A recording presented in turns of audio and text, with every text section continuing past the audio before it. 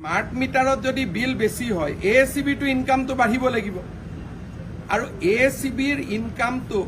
আমিতো লুকাব নোৱাৰো কিন্তু ASCB-ৰ ইনকামটোতো বঢ়া নাই স্মাৰ্ট মিটাৰে যদি বিল বেছি দিয়ে বিলৰ টকাটো ক'ত যাব ৰাজকোষত আহিব লাগিব কালি বিধানসভাত প্ৰশ্ন কৰিলে হ'ল যে ৰাজকোষত টকা বেছি আহিছে নেকি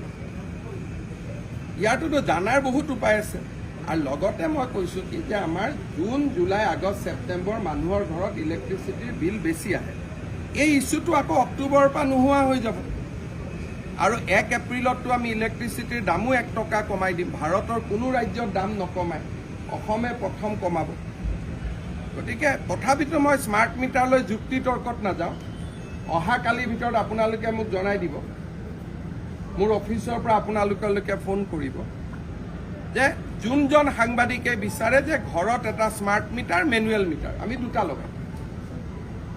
আৰু আপোনালোকে পৰীক্ষা কৰি ল'ব